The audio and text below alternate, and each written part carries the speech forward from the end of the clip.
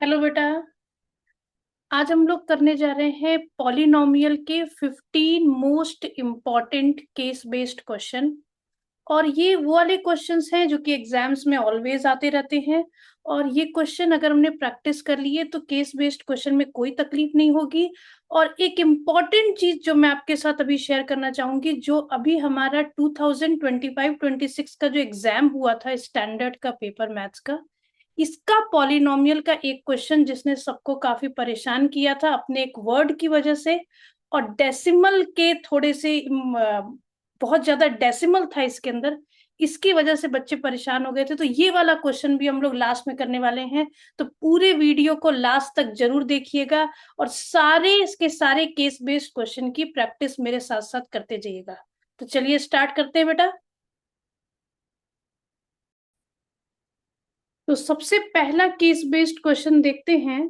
यहाँ पर लिखा गया है कि ये दो, देखो आपको ये ब्रिज जैसा फिगर दिखाई दे रहा है। और इसमें ये पैराबोलिक शेप आपको मेंशन है और P of X A X square plus B X plus C के फॉर्मेट में है, इतना आपको बताया जा रहा है। अब हम आगे बढ़ते हैं। तो इस क्वेश्चन में बोल क्या रहा है, in the standard form of quadratic polynomial A X square plus B X plus C, इन चारों में से कौन सी बात सही होगी, ये आपको बतानी है। अब देखो, इसके लिए मुझे ऊपर वाले केस बेस्ड की कोई नीड नहीं है। हम लोग ये बात जानते हैं कि ए बी और सी सारे के सारे रेशनल नंबर तो होते ही हैं, लेकिन ये नेसेसिटी नहीं है, इरेशनल नंबर भी हो सकते हैं। A B and C all are integer, ये भी नेसेसिटी नहीं है। A B and C all are real number, देखो ये नेसेसिटी है कि A B and C all are real number, but A को जीरो नहीं होना चाहिए, रियल नंबर जीरो भी होता है, तो हम डी वाले ऑप्शन को करेक्ट करेंगे हम। जहां a non zero real number होगा और बाकी बी और सी रियल नंबर होंगे। उसका रीजन ये है, देखो बेटा, कि कभी भी एक्स स्क्वायर का कोफिशियंट अगर जीरो हो जाए तो इस बात का मतलब क्या होता है कि वो क्वाड्रेटिक इक्वेशन है ही नहीं है। Now see, if the roots of the quadratic polynomial are equal, इसके लिए भी मुझे कोई ऊपर केस बेस पढ़ने की नीड नहीं थी। रूट्स आर इक्वल, अगर मुझे ये बोल रहा है कि रूट्स इक्वल हैं, तो इस बात का मतलब मुझे समझ जाना है कि डिस्क्रिमिनेंट की वैल्यू कितनी होनी चाहिए, जीरो। क्योंकि हम लोग ये बात जानते हैं कि अगर डी जीरो होता है तो रूट्स रियल और इक्वल होते हैं, और अगर डी ग्रेटर देन जीरो होता है तो रूट्स रियल होते हैं और दो डिस्टिंक्ट रूट्स आते हैं, अलग अलग रूट्स आते हैं। और अगर डी लेस देन जीरो होता है तो उसके कोई भी रूट्स नहीं आते। तो इसका करेक्ट आंसर होगा D is equal to zero for equal roots. Now देखो, इफ अल्फा एंड 1/अल्फा are zeros of quadratic polynomial, then find the value of K. इसके लिए भी मुझे कोई नीड नहीं है ऊपर वाले केस बेस्ड की। यहाँ पर अल्फा और 1/अल्फा हमको जीरोस गिवन है, और ये देखो दोनों जीरोस एक दूसरे के रेसिप्रोकल हैं। तो मैंने ये तुम लोगों को बता के रखा हुआ है कि अगर जीरोस रेसिप्रोकल होते हैं तो उस केस में हम लोगों को अल्फा इंटू बीटा C/A ले लेना चाहिए। तो यहाँ हम लोग अल्फा इंटू 1/अल्फा C/A ले लेंगे। और C मुझे इक्वेशन में यहाँ पर दिखाई दे रहा है, इट इज 8K, और A मुझे दिखाई दे रहा है 2, तो ये कैंसिल हो जाएगा। तो 4K is equal to 1, therefore K is equals to 1/4। तो अब हम लोग K की वैल्यू क्या टिक कर देंगे, 1/4। देखो बेटा, बहुत आसान क्वेश्चंस आते हैं, बस हल्की सी प्रैक्टिस की नीड है आपको। अब देखो, the graph of the polynomial x square plus one, x square plus one, ये ग्राफ आपको गिवन है और आपको ये चार ऑप्शन में से कोई एक ऑप्शन बोल रहा है। अब ध्यान से देखो, हम कैसे पता लगाएंगे कि कोई ग्राफ कहीं पर टच कर रहा है या इंटरसेक्ट कर रहा है। तो उस सिचुएशन के लिए अगर बी स्क्वायर माइनस 4AC, अगर बी स्क्वायर माइनस 4AC, जो डिस्क्रिमिनेंट की बात अभी हम लोग पिछले क्वेश्चन में कर रहे थे, अगर डिस्क्रिमिनेंट की वैल्यू जीरो आ जाए तो वो उसको टच करते हुए निकलेगा, और अगर पॉजिटिव आ जाए तो इंटरसेक्ट करते हुए निकलेगा दो डिस्टिंक्ट पॉइंट पर, और अगर निगेटिव आ जाए तो वो कहीं भी टच नहीं करेगा। तो हम लोग यहाँ पर बी स्क्वायर माइनस 4AC की वैल्यू निकाल लेते हैं। देखो, इस टर्म में बी तो है ही नहीं, तो 0-4 इंटू 1 इंटू सी की वैल्यू भी 1 है, तो 0-4 -4 आएगा। तो ये निगेटिव वैल्यू आ रही है। इसका मतलब कि ये ग्राफ न तो टच करते हुए जाएगा और न इंटरसेक्ट करते हुए जाएगा एक्स एक्सिस को, इसका कोई भी जीरोस नहीं होगा। नाउ देखो नेक्स्ट बोल रहा है if the sum and product of the root, तो यहां पर हमको सम ऑफ जीरोस गिवन है, प्रोडक्ट ऑफ जीरोस गिवन है, और हमसे क्वाड्रेटिक पॉलिनोमियल बोल रहा है बनाने को। तो इसके लिए सीधी सीधी सी चीज आएगी, एक्स स्क्वायर प्लस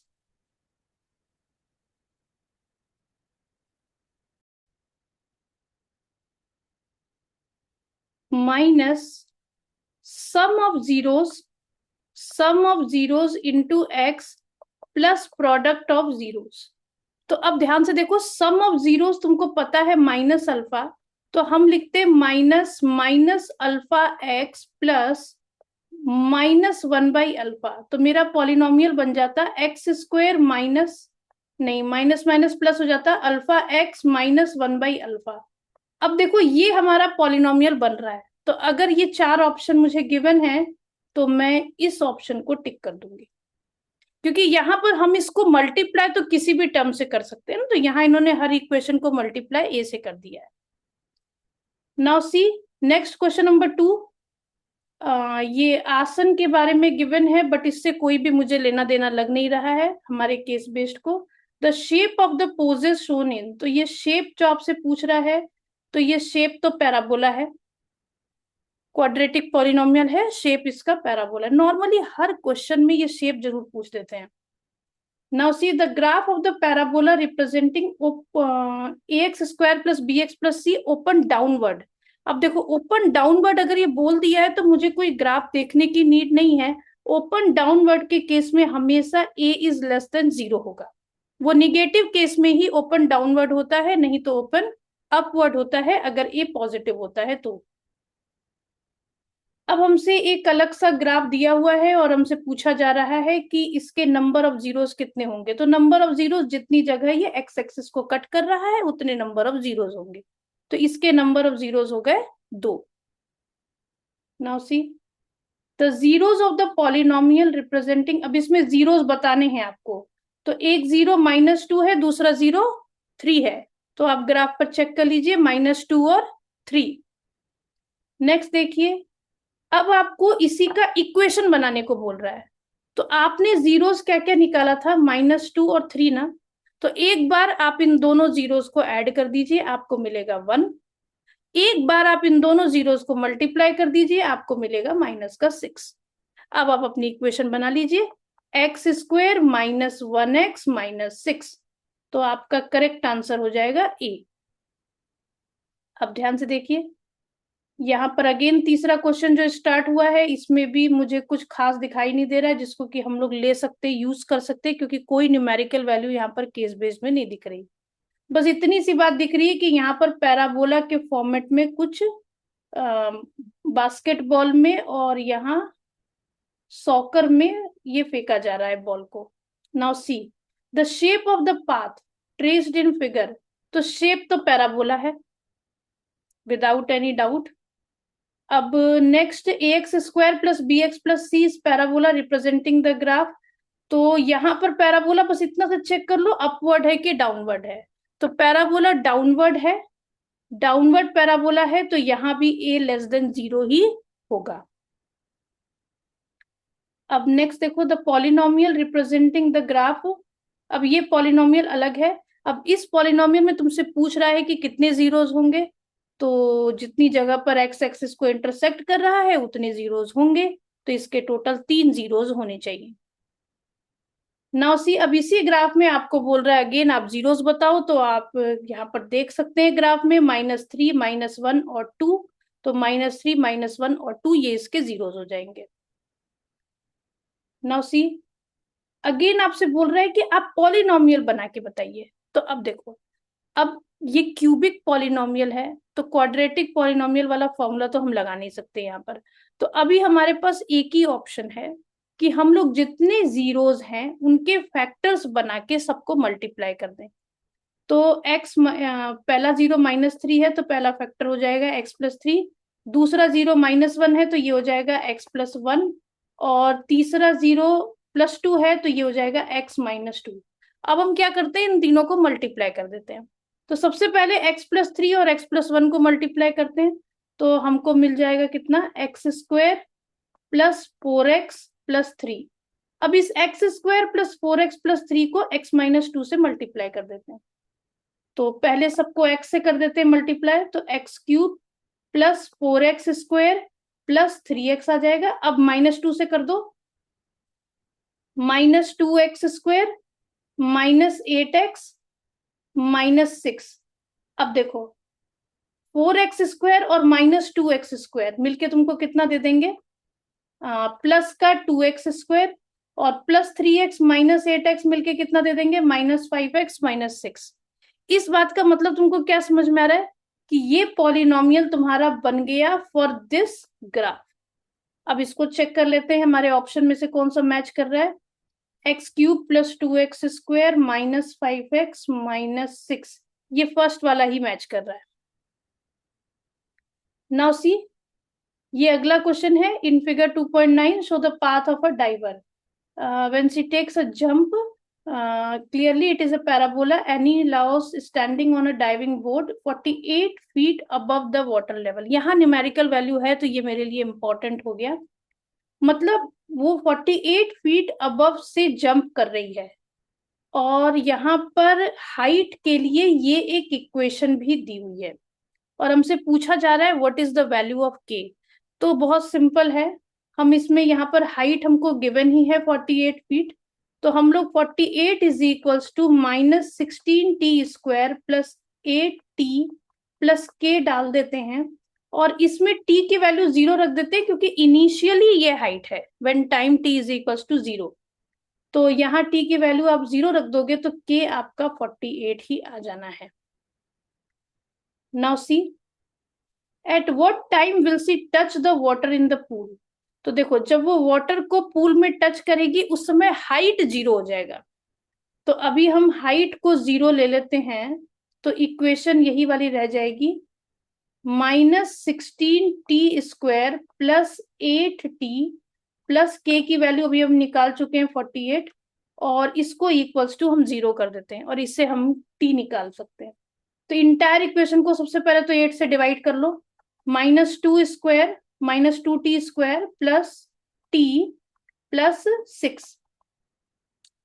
अब इंटायर इक्वेशन को एक बार माइनस से भी मल्टीप्लाई कर देते हैं, 2t² -t -6 = 0। अब एक बार इसको सॉल्व कर लेते हैं, माइनस का 12 आएगा और 4 3 12 लगेगा, तो ये आएगा 2t² -4t + 3t -6। अब ब्रैकेट बना लेते हैं, 2t² -4t को एक ब्रैकेट में डाल देते हैं, प्लस 3t -6 को एक ब्रैकेट में डाल देते हैं। अब देखो यहाँ पर मिलेगा हमको 2t कॉमन लिया, t -2 और 3 कॉमन लिया, t -2। अब देखो एक फैक्टर तो मेरा बनेगा 2t + 3 जिससे कि t का आंसर निगेटिव आ जाएगा, तो इसको हम कैंसिल कर देंगे।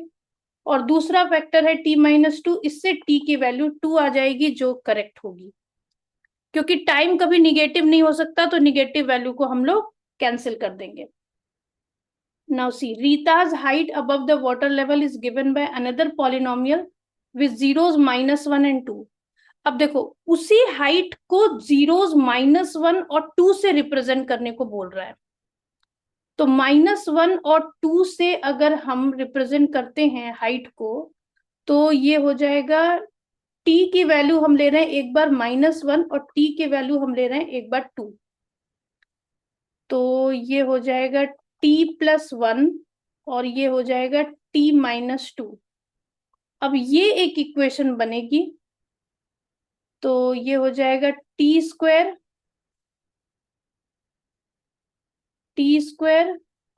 -2t + t -2, तो ये हो जाएगा t² -t -2 और ये इंटायर वैल्यू इक्वल टू आएगी,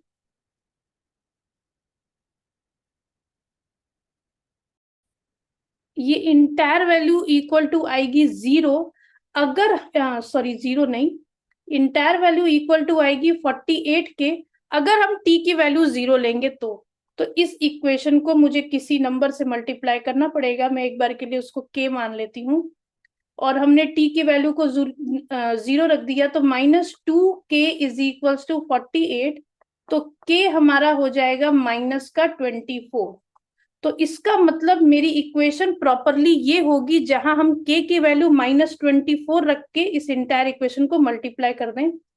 तो ये हो जाएगा -24t² -24t -48,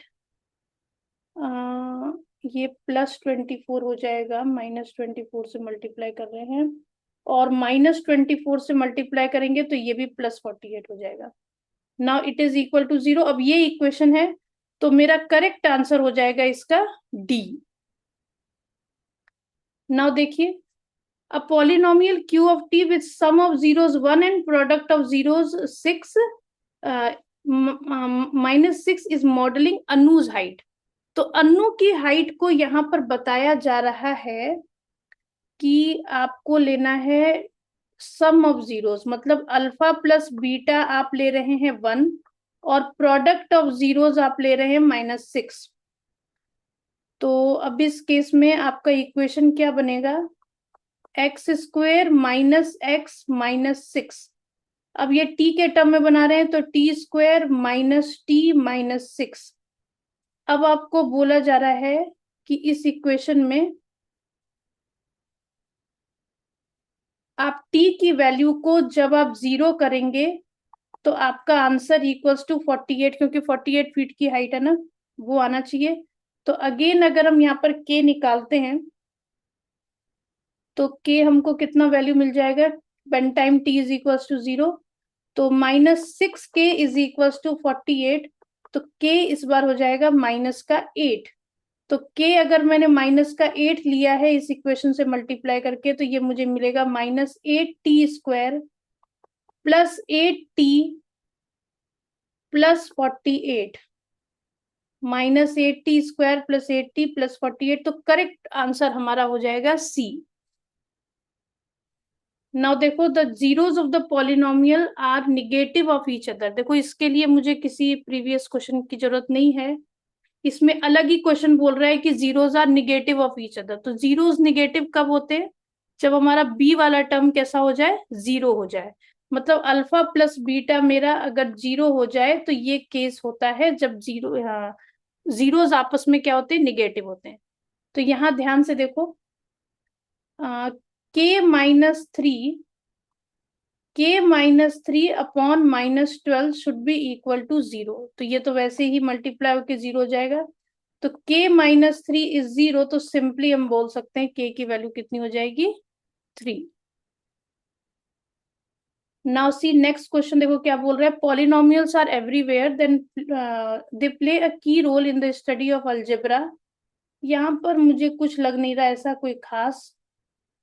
अब इसमें रोलर कोस्टर दिया हुआ है by the graph y is equals to p of x, then the type of polynomial it traces is linear, quadratic, cubic. आपको ये बताना है। देखो 2.11 वाला ग्राफ देख करके तुमको क्या लग रहा है कि ये 3 जगह इंटरसेक्ट कर रहा है, इसका मतलब कि ये कैसा होगा? क्यूबिक पॉलिनोमियल होगा। नाउ अब इसमें ये बोल रहा है सेकेंड पार्ट में, which roller coaster graph is has more than 3 distinct zeros. तो जहां 3 से ज्यादा बार कट कर रहा है वो ले लो। तो यहाँ तो एक ही बार कट हो रहा है, यहाँ एक ही बार कट हो रहा है, ये पहली बात क्वाड्रेटिक है भी नहीं। और यहाँ पर 3 बार कट हो रहा है, और यहाँ पर 1 2 3 4 बार कट हो रहा है। तो correct option is D. D correct option हो जाएगा। Now see if the roller coaster is represented by the cubic polynomial. तो देखो, अगर क्यूबिक पॉलिनोमियल है तो ये वाली वैल्यू 0 नहीं होनी चाहिए, मतलब p नॉट इक्वल टू 0, बाकी कोई 0 हो जाए चलेगा। If the path traced by roller coaster is represented by the graph, then the number of zeros। अब देखो इसमें नंबर ऑफ जीरोस कितने दिखाई दे रहे हैं तुमको? 3 जीरो दिखाई दे रहे हैं, 3 को टिक कर दो। नाउ सी इसमें कौन कौन से जीरोस हैं ये तुमसे पूछ रहा है। तो एक -3 है, एक -1 है, और एक 2 है। -3 -1 और 2 है, इसको टिक कर दो। अब नेक्स्ट है, in a pool at an aquarium a dolphin jumps out of the water travelling at 20 centimetre per second. यहाँ पर कुछ डेटा गिवन है तो ये हमारे लिए इंपॉर्टेंट होगा। 20 सेंटीमीटर पर सेकेंड तो उसकी स्पीड है। its height above the water level after time t second is given by h is equals to 20t minus 16t square। उसकी हाइट ये मेंशन है। अब हमसे जीरोस बोल रहा है निकालने के, तो जीरोस के लिए तो यहाँ किसी चीज की नीड नहीं है, तो आप 20t minus 16t² is equals to 0 कर दीजिए। 4 से इंटायर इक्वेशन को डिवाइड कर सकते हैं, 5t minus 4t² is equals to 0। अब आप यहाँ पर t को कॉमन ले लीजिए, 5 minus 4t is equals to 0। तो एक बार t की वैल्यू आपकी 0 आ जाएगी और एक बार t की वैल्यू आपकी 5/4 सेकेंड आ जाएगी। तो दो जीरोस यहाँ पर आपको मिल जाएंगे, 0 एंड 5/4। अब इसके बाद बोल रहा है which of the following type of graph represent p of t। तो जहां 0 और 5/4 मिले टाइम एक्सिस पर, उसी को हम करेक्ट करेंगे। तो ये वाला ग्राफ हमारा करेक्ट है। और इसमें डाउनवर्ड पैराबोला लेना है क्या कि अपवर्ड लेना है? देखो 16t² निगेटिव है, 16t² निगेटिव है, इसका मतलब a की वैल्यू निगेटिव है, तो हमको डाउनवर्ड पैराबोला ही लेना है।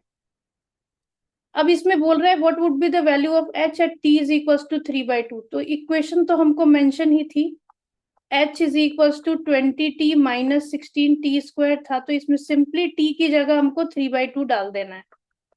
20 इंटू 3/2 माइनस 16 इंटू 9/4 हो जाएगा। ये इससे कट गया, ये इससे कट गया,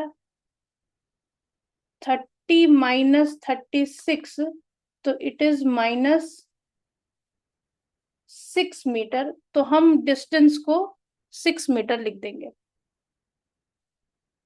how much distance has the dolphin covered before hitting the water level again. देखो ये क्वेश्चन थोड़ा सा टिपिकल है। यहाँ पर हमसे ये बात बोल रहा है कि डॉल्फिन अगर यूं जा रही है और इसका ये वाला पॉइंट टाइम एक्सिस है और ये 5/4 है, तो डेफिनेटली उसको मैक्सिमम हाइट तक पहुंचने में टाइम लगा होगा 5/8 सेकेंड का, इसका जस्ट हाफ।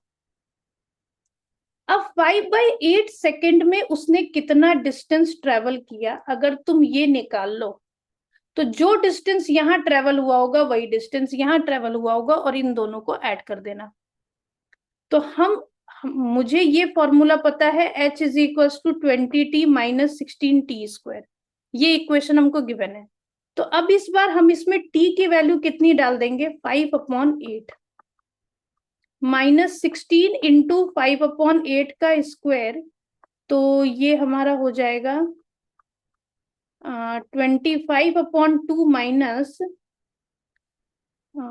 5/8 इंटू 5/8 लिख देती हूँ मैं, तो 8 से ये 16 कट जाएगा, तो 25 इंटू 2 50/8 आएगा।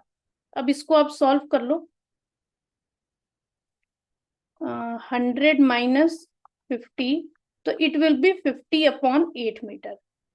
अब 50/8 मीटर अगर तुम्हारा ये वाला वैल्यू आया है, तो ऐसा ही 2 बार तुम्हारा आंसर आना है, मतलब कि ये 50/8 और एक ये 50/8, तो टोटल डिस्टेंस कवर्ड हो जाएगा 50/8 इंटू 2, इट इज 50/4। तो ऑलमोस्ट ये कितना हुआ, 12.5 सेंटीमीटर या मीटर जो भी है, ये 12.5 मेरे ख्याल से सेंटीमीटर था, 12.5 सेंटीमीटर है ये। तो 12.5 सेंटीमीटर हमारा आंसर आ गया। नाउ सी, बिल्कुल ऐसा ही एक दूसरा क्वेश्चन है। A ball is thrown in the air so that t second after it is thrown, its height h meter given by 25t minus 5t²। अब इसमें ये बोल रहा है बीच वाला पॉइंट मैक्सिमम हाइट का 5/2 है और यहाँ पर 5,0 है। अब देखते हैं, अब इसका जीरोस निकालने को बोल रहा है, तो जीरोस तो मुझे 2 दिखाई दे रहे हैं, 0 और 5, एक ये वाला पॉइंट, एक ये वाला पॉइंट।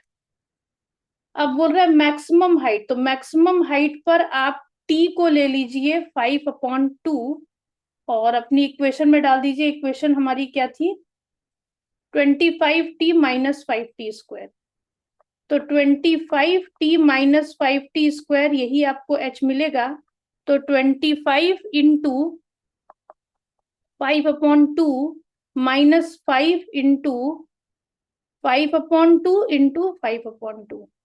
तो अब देखो ये हो गया 125/2 माइनस 125/4। अब आप इसको एलसीएम लेकर के सॉल्व कर लीजिए। 250 माइनस 125, तो ये हो जाएगा 125/4। तो 125/4 is the maximum height that is achieved by the ball. After throwing upward, how much time did the ball take to reach the height of 30 metre? तो यहाँ पर तुमको हाइट मेंशन है, और इक्वेशन एक बार वापस वही लिख लो, 25t minus 5t square. 25t minus 5t square. अब यहाँ पर तुमको क्या बोल रहा है, h की जगह तुमको 30 मीटर लेना है। अब देखो ये तो इंटायर इक्वेशन हमारी 5 से कटती हुई दिख रही है, 5 1 जा 5, तो ये बन गया माइनस का t² plus 5t minus 6 is equals to 0। अब इस इक्वेशन में तुमको बोला जा रहा है हाउ मच टाइम, तो इसकी जगह 30 ले लिया। अब यहाँ पर हम लोग इसका मिडिल टर्म स्प्लिटिंग कर देते हैं। तो इसको पहले t² माइनस 5t प्लस 6 लिख लो। अब 6 3 इंटू 2 लेना पड़ेगा। t² minus 3t minus 2t plus 6, तो एक तुम्हारा t-3 आ जाएगा, एक तुम्हारा t-2 आ जाएगा। अब t-3 एक बार t की वैल्यू 3 सेकेंड आएगी, एक बार t की वैल्यू 2 सेकेंड आएगी, तो दोनों ही ऑप्शन वैलिड होंगे क्योंकि कोई भी निगेटिव वैल्यू यहाँ पर आ नहीं रही है। अब अगला क्वेश्चन बिल्कुल ऐसा ही है, बस उसमें हाइट की जगह आपको 20 मीटर बोल रहा है। तो h is equals to 25t minus 5t square. बिल्कुल पिछले वाले क्वेश्चन की तरह सेम टू सेम क्वेश्चन है ये, और यहाँ भी आप 5 से मल्टीप्लाई कर दीजिए, तो ये हो जाएगा 5t² माइनस 25t प्लस 20। तो 5 से मल्टीप्लाई नहीं, आप डिवाइड कर दीजिए इंटायर इक्वेशन को, तो इक्वेशन थोड़ी छोटी हो जाएगी। t² माइनस 5t प्लस 4, अब प्लस 4 है यहाँ पर, तो 4 इंटू 1 आपको 5 बनाने के लिए 4 और 1 लेना पड़ेगा factor. t² minus 4t minus t plus 4, तो एक ब्रैकेट में आपका t-4 आ जाएगा और दूसरे ब्रैकेट में आपका -1 को आप कॉमन लेंगे, तो t-1 आ जाएगा। तो अगेन आपको दो आंसर मिलेंगे, 4 second and 1 second. Now see next question, देखो क्या बोल रहा है। Due to heavy storm and electric wire got bend, it followed a mathematical shape. Again इसका कोई लॉजिक नहीं है। Name the shape in which the wire is bend, तो शेप पैराबोलिक है। हाउ मेनी जीरोस, तो एक जीरो मुझे 3 दिखाई दे रहा है, एक जीरो यहाँ पर है, एक जीरो यहाँ पर है, तो इसके 2 जीरोस हैं। अब बोल रहा है कि वो जीरोस हैं कौन कौन से, तो एक -1 है, एक 3 है, तो करेक्ट ऑप्शन बी हो जाएगा। नाउ अब इसका एक्सप्रेशन निकालने को बोल रहा है, तो अगर एक -1 है दूसरा 3 है, तो आप ऐड करेंगे तो 2 मिलेगा, मल्टीप्लाई करेंगे तो -3 मिलेगा। तो x² minus 2x minus 3, this one is correct. The value of the polynomial at x is equals to -1, तो अब आपको यहाँ पर ये पॉलिनोमियल लिखना पड़ जाएगा, x² माइनस 2x माइनस 3। अब इसमें बोल रहा है x की जगह -1 अगर लें तो -1 का स्क्वायर लेंगे, -2 -1 -3, 1 प्लस 2 -3, तो 3 -3 आपको 0 मिल रहा है। नाउ सी हाईवे अंडरपास, ये अगला क्वेश्चन नंबर 9 आ गया। इस पैराबोलिक इन शेप, इसमें कोई डेटा तो गिवन नहीं है। हाईवे को अगर इस फॉर्मेट में रिप्रेजेंट कर रहे हैं, इस इक्वेशन के फॉर्मेट में, तो उसके जीरोस क्या क्या होंगे, तो ये तो आपको निकाल के देखना पड़ेगा। इसका मिडिल टर्म स्प्लिटिंग कर दीजिए। एक्स स्क्वायर माइनस 8 का आप मिडिल टर्म स्प्लिटिंग करेंगे तो 4 2 जा 8 आएगा, -4x प्लस 2x माइनस 8। तो एक आपका x माइनस 4 बन गया, एक आपका x प्लस 2 बन गया। तो एक जीरो आपका 4 आएगा, दूसरा -2 आएगा, तो B is the correct option. Now see, number of zeros of polynomial representing highway is equal to the number of points where the graph of the polynomial intersect x axis। जितने point पर intersect करता है उतने ही zero होते हैं। Graph of quadratic polynomial हमेशा parabola होता है। Representation of highway underpass whose one zero is 6 and sum of zeros is 0। अच्छा, यहां पर आपको अल्फा प्लस बीटा तो गिवन है 0, और इसमें एक जीरो अल्फा को मान लेते हैं 6, तो बीटा हमारा हो गया -6। अब आपको बोल रहा है कि ये पॉलिनोमियल कौन सा होगा, तो पॉलिनोमियल आप बना लीजिए। X square minus alpha plus beta तो 0 ही है, और अल्फा इंटू बीटा 6 और -6 हो जाएगा, माइनस का 36। तो correct answer is B, x square minus 36।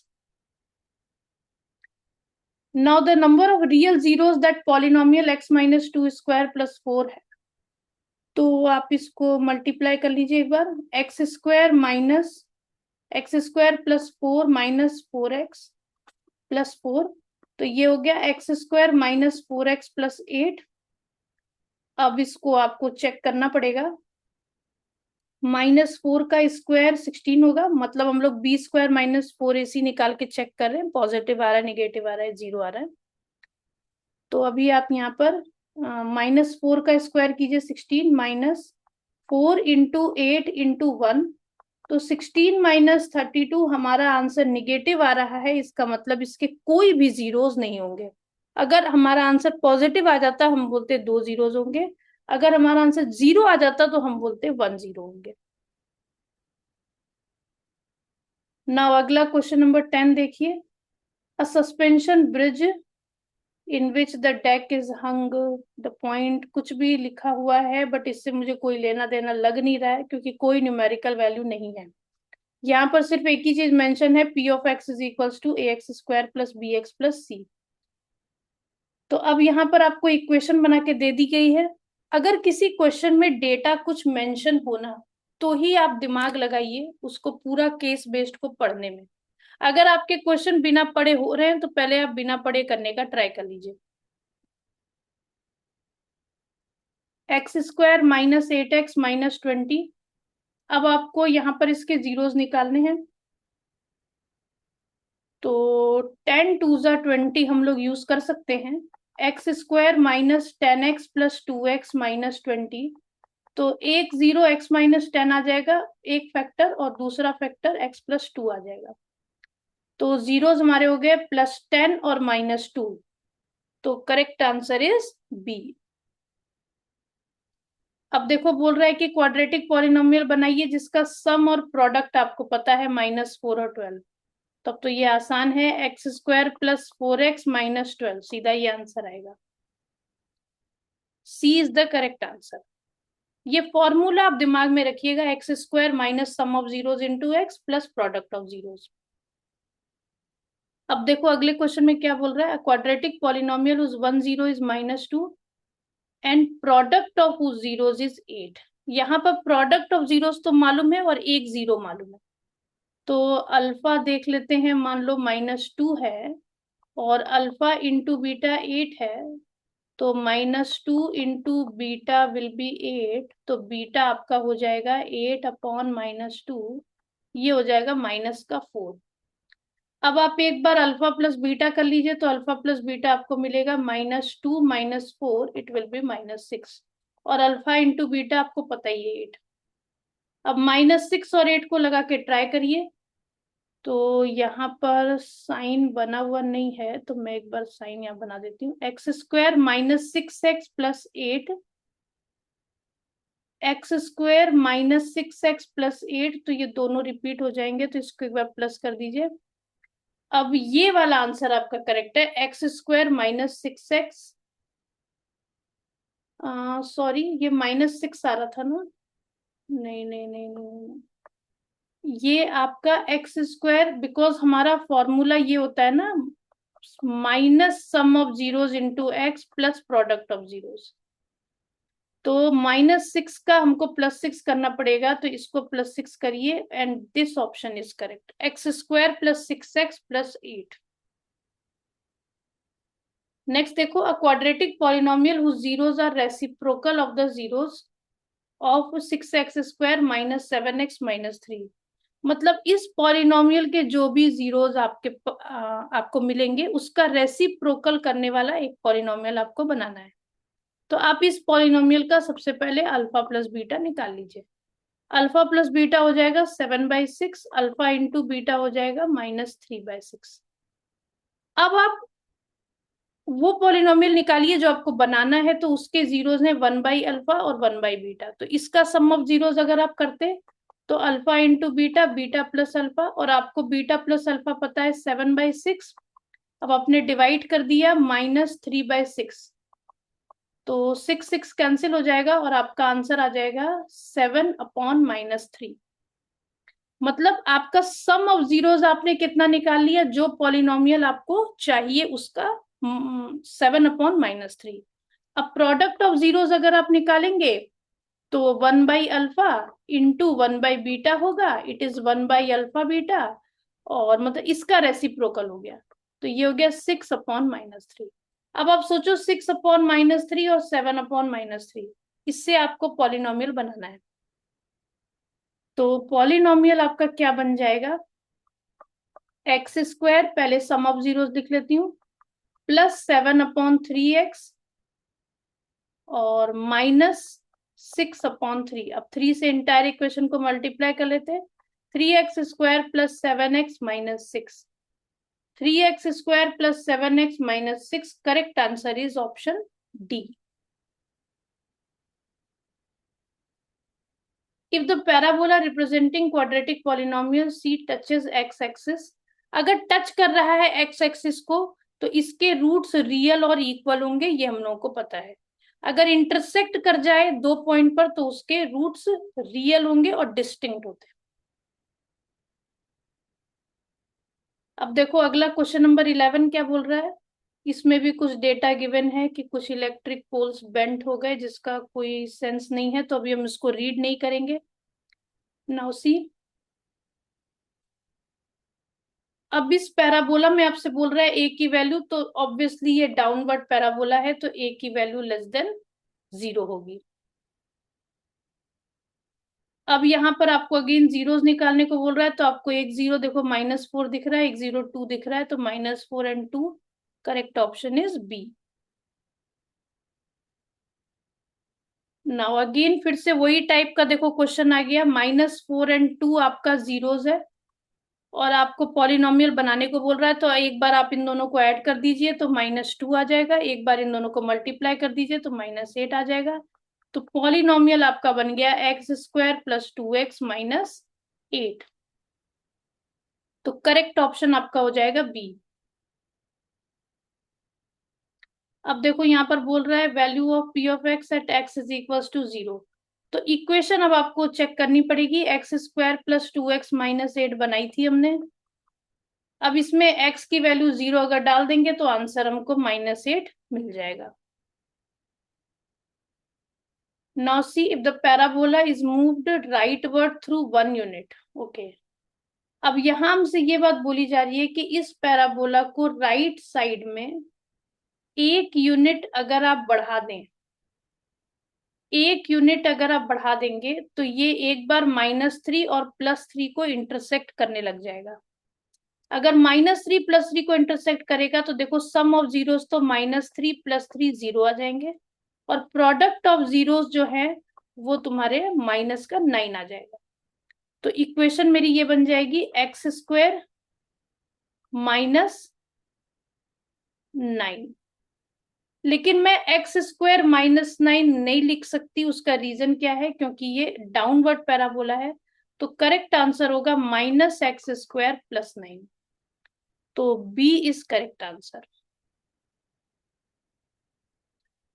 Now see, observe the graph carefully. और इसमें आपको बोल रहा है कि नंबर ऑफ जीरोस बताइए। तो नंबर ऑफ जीरोस आपको देखो 1 2 3, 3 जीरोस मिल रहे हैं। जितनी जगह इंटरसेक्ट करता है उतने ही जीरोस होते हैं एक्स एक्सिस को। अब यहाँ पर बोल रहा है कि कैसा पॉलिनोमियल है। तो देखो, अगर 3 जीरोस हैं इसके, तो ये कैसा पॉलिनोमियल हो गया? क्यूबिक पॉलिनोमियल हो गया ना। अब आपको वो जीरोस बताने हैं जहां जहां पर कि वो कोऑर्डिनेट्स बताने हैं, बेसिकली जहां जहां पर कि वो एक्स एक्सिस को इंटरसेक्ट कर रहे हैं। तो एक तो यहाँ पर देखो उन्होंने लिखा हुआ भी है 2,0 0,0 और -2,0। तो C will be the correct answer. अब देखो इसके बाद नेक्स्ट तुमको क्या बोल रहे हैं। नेक्स्ट क्वेश्चन नंबर 13 है। y is equals to f(x), y is equals to g(x). ये दो ग्राफ यहाँ पर गिवन है। अब आपसे पूछ क्या रहा है? द नंबर ऑफ जीरोस इस ग्राफ के। तो ये ग्राफ अगर मैं ध्यान से देखूं तो मुझे ऐसा लग रहा है कि ये ग्राफ कुछ ऐसे चल रहा है। तो ये ग्राफ सिर्फ यहाँ पे एक जगह पे इंटरसेक्ट कर रहा है। तो एक जगह पे इंटरसेक्ट कर रहा है तो हम इसके जीरोस बोलेंगे इट इज 1 जीरोस। अब दूसरे वाले ग्राफ को अगर ध्यान से आप देखेंगे तो आपको ऐसा लग रहा है कि ये ग्राफ कुछ इस तरीके से आ रहा है। तो इस ग्राफ का एक जीरो तो ये हो गया और एक जीरो ये हो गया, तो इसका मतलब इसके हो गए दो जीरोस। अब देखो नेक्स्ट बोल रहा है कि इसका कर्व कौन से इक्वेशन से रिप्रेजेंट होगा। तो इसमें कुछ वैल्यूज तुमको मेंशन्ड है ना यहाँ पर। तो ये वैल्यूज तुमको डाल के देखनी पड़ेंगी। तो डाल के जब हम लोग देखेंगे तो y is equal to x² + 2x + 3 से तो नहीं लग रहा। इससे मुझे लग रहा है क्योंकि हर बार क्यूब हो रहा है, 1 का क्यूब -1 का क्यूब -2 का क्यूब। तो ये चारों ही इक्वेशन इससे सेटिस्फाई हो रही है, तो तुम्हारा सी ऑप्शन करेक्ट हो जाएगा। नाउ सी, नेक्स्ट में भी तुमको बोल रहा है बट यहाँ पर शायद निकाल के देखना पड़ेगा। x² + 2x + 3। तो किसी भी एक इक्वेशन को पहले देख लेते हैं। 2,4। तो y की वैल्यू अगर मैं 4 डालूं, 4 इज इक्वल टू, पहले इक्वेशन पर ट्राई कर रही हूं मैं, 2² + 2 × 2 4 + 3। तो ये तो नहीं आने वाला। 4 इज इक्वल टू 2 का क्यूब में 8 करके, तो ये भी नहीं आने वाला। y is equal to x³, 2 का क्यूब 8, ये भी नहीं आने वाला। तो 4 इज इक्वल टू 2 का क्यूब 8 -4, तो ये तो जरूर आ जाएगा। 1,0 देखो, 1,0, 0 इज इक्वल टू 1 - 1, ये भी आ रहा है। -2 का क्यूब -8 होता, -8 और -2 -10 होना चाहिए था। ये वाला एक नहीं आ रहा है, तो ये यहाँ पर प्रिंटिंग मिस्टेक है। यहाँ पर -2 और -10 होना चाहिए था। तो कोई नहीं, हम इसी को करेक्ट करेंगे। अगर कभी किसी क्वेश्चन में मिस्टेक हो जाती है, क्वेश्चन में डेटा में मिस्टेक होती है, आपको अटेम्प्ट जरूर करना चाहिए। आपको उसके फुल मार्क्स मिलते हैं अटेम्प्ट करने के। ये क्वेश्चन R D शर्मा का ही क्वेश्चन है और वहीं पे मिस्टेक आ रखी है। नाउ सी, क्वेश्चन नंबर 14 देखो। यहाँ पर एक ब्रिज बना के हमको दिया हुआ है। Name the shape of the hanging wire. तो हैंगिंग वायर का शेप मुझे पैराबोला ही दिख रहा है यहाँ पर। पैराबोलिक पाथ है ये। और what will be the expression. तो एक्सप्रेशन किसी भी पैराबोला का ax² + bx + c होता है। तो यही लिखना है। Zeros of the polynomial can be expressed graphically is equal to the number of points where intersect it x axis। जहां जहां पर x axis को intersect करता है उतने ही जीरोस होते हैं। नाउ सी, अब यहाँ पर बोल रहा है कि अगर सम ऑफ जीरोस -3 है, प्रोडक्ट ऑफ जीरोस 5 है, तो आप पॉलिनोमियल क्या बना लीजिए, x square plus 3x plus 5। तो x square plus 3x plus 5, तुम्हारा करेक्ट आंसर क्या हो जाएगा, डी। क्वाड्रेटिक पॉलिनोमियल का ग्राफ पैराबोला होता है। नाउ सी, अब मैंने जो स्टार्टिंग में तुमसे बात करी थी कि ये वो वाला क्वेश्चन है जिसमें कि बच्चों को बहुत ज्यादा प्रॉब्लम फेस हुई थी, क्योंकि इसमें दो रीजन थे। एक तो ये बहुत बड़ा डेसिमल था जिससे हल्का सा कंफ्यूजन क्रिएट हुआ, और दूसरी बात, यहाँ ये फिगर की तो अभी मैं वैल्यू लिख देती हूँ, ये हल्का सा ब्लर है। और दूसरी बात, इसमें एक वर्ड था जो भी क्वेश्चन में आने वाला है, जो थोड़ा परेशान किया बच्चों को। ये पिक्चर थोड़ी ब्लर थी तो मैंने यहाँ पर जो वैल्यू मेंशन थी वो लिख दी है। थोड़ा डेसिमल में क्वेश्चन है तो ये हल्का सा प्रॉब्लम बच्चों को लगा था। Right the coordinates of point A. हालांकि देखो, पॉइंट ए का कोऑर्डिनेट निकालना तो बहुत आसान है, क्योंकि पॉइंट ए पर तुमको क्या दिखाई दे रहा है, पॉइंट ए पर एक्स की वैल्यू कितनी है, 0। तो जो तुम्हारा इक्वेशन था ना, इस इक्वेशन में तुमको एक्स की जगह 0 डाल देना है। तो ये टर्म भी 0 हो जाएगा, ये टर्म भी 0 हो जाएगा, सिर्फ 136 बचेगा। तो हम बोल सकते हैं इसका कोऑर्डिनेट हो जाएगा 0,136। एक्स की वैल्यू 0, वाई की वैल्यू 136। नाउ देखो, find the span of arc. यहाँ पर हल्का सा इस वर्ड का मतलब समझ नहीं आ रहा था, स्पैन का मतलब बच्चों को, तो थोड़ी डिफिकल्टी हुई थी यहाँ पर। स्पैन का मतलब हमको ये सीधा सीधा P से लेकर Q तक का डिस्टेंस निकालना था। तो ये 238.5 में हम 228.5 को ऐड कर देते तो ये हमको मिल जाता 467। तो इसका स्पैन हो जाता 467। नाउ देखो, हमसे बोल रहा था right the zeros of the polynomial using diagram and verify the relation. तो जीरोस तो हमको पता है, अल्फा हमको पता है -238.5, और बीटा हमको पता है 228.5। अब यहाँ पर क्या करना है, अल्फा प्लस बीटा को यहाँ इस इक्वेशन से वेरीफाई करना है। तो देखो, अल्फा प्लस बीटा तुमको कितना मिल रहा है, इन दोनों को ऐड करोगे तो 10 मिलेगा। और यहाँ देखो, अल्फा प्लस बीटा कितना होता है, -b/a। अब -b/a आप करके देखो तो 0.025 अपॉन 0.0025 अगर आप डालोगे तो डेसिमल से, एक मिनट, यहाँ पर ये -10 आंसर आएगा क्योंकि 238 बड़ा है, और यहाँ पर भी आपका माइनस आ रहा है। तो आप 25 से 25 कैंसिल कर दो तो एक 0 यहाँ पर एक्स्ट्रा लगेगा, तो ये भी वैल्यू आपकी कितनी आ जाएगी, -10। Now see, find the value of p of x at x is equal to 100 और x इज इक्वल टू -100। देखो, अगर यहाँ हमने सबसे पहले x की वैल्यू अगर 100 ले लेती तो 4 जीरोस होते, तो ये आ जाता हमारा 25। और 100 ले रहे हैं तो ये यहाँ पर माइनस का 25 रहता। और यहाँ भी हम x की वैल्यू 100 ले रहे हैं तो ये हो जाता माइनस का 2.5 और प्लस 136। एक वैल्यू तो ये आती मेरी। और अगर मैं x की वैल्यू -100 ले लेती तो -100 का भी स्क्वायर, बिकॉज प्लस ही आता, तो ये पहली वाली वैल्यू तो सेम आ जाती। और ये -100 था तो ये +2.5 आता और प्लस 136। तो डेफिनेटली दोनों वैल्यू सेम नहीं आ रही है। तो दोनों वैल्यू कैसी आ रही है, डिफरेंट आ रही है। अब आप इसको सॉल्व कर सकते हैं। तो ये आपका हो जाता -27.5 और प्लस 136। तो 136 में से 27.5 को सब्ट्रैक्ट कर दीजिए।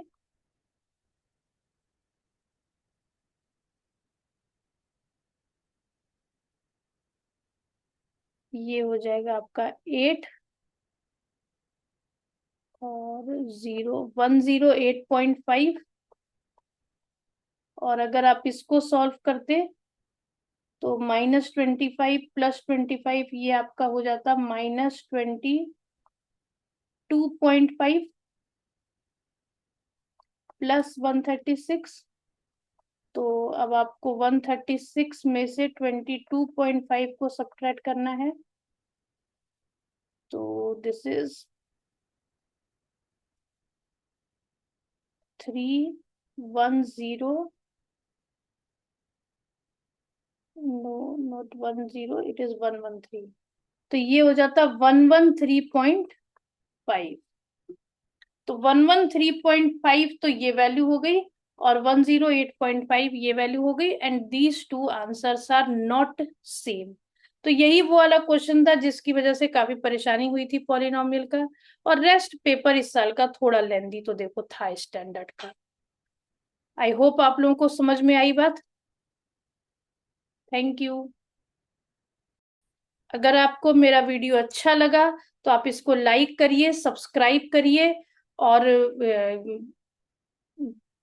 नेक्स्ट वीडियो जो मैं डालने वाली हूँ वो अजर्शन रीजन का डालने वाली हूँ। तो आप अगर सब्सक्राइब करके रखेंगे तो आपको अजर्शन रीजन का वीडियो जैसे ही डाला जाएगा आप तुरंत उसको व्यू कर सकते हैं। थैंक यू बेटा।